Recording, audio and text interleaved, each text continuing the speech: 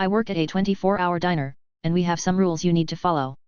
When I got the job at the diner, they didn't do a real interview. Just a handshake, a smile, and a single piece of paper.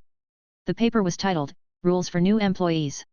It said, always greet the customers warmly, but never ask them personal questions. If a man wearing all white comes in, don't talk to him. Don't serve him. Pretend he isn't there. If a woman with no eyes asks you for a booth, seat her quickly and give her a menu. Leave before she speaks. If the jukebox plays Blue Moon on its own, lock the doors and hide in the kitchen. There must always be someone seated at table 9 between midnight and 4 a.m. If no one's there, sit there yourself. I laughed at first, thinking it was a joke. Old-fashioned diner humor, right?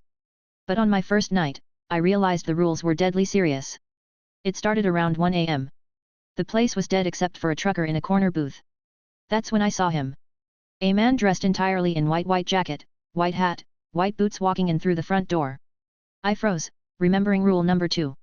He moved slowly down the aisle, head turning side to side, almost sniffing the air. I pretended to clean the counter, heart pounding. The man walked right past me, disappearing into the back of the diner, through a door that didn't exist. The trucker didn't even blink. He just muttered, "Smart kid," and went back to his coffee. The second night, the jukebox played. I didn't even touch it. No one did. Suddenly, Blue Moon started playing slow, haunting, echoing off the empty walls.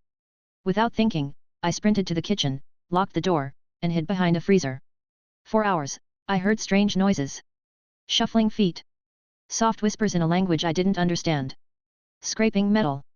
At one point, something pounded on the kitchen door hard enough to crack it. When I peeked out at sunrise, the diner looked the same, except for deep claw marks across the booths and floor. On my third night, I forgot the table 9 rule. It was just after 2 a.m., and no one was sitting there. I figured, what's the worst that could happen? And then, the lights flickered. The temperature dropped. A horrible smell filled the air like burning plastic and rotting meat. From the kitchen, a black, twisted figure emerged. It didn't have a face. Just a gaping mouth stretched open in an endless scream. I barely made it to table 9 and sat down, shaking. The creature stopped. It stared at me for a long, awful minute. Then slowly dissolved into smoke.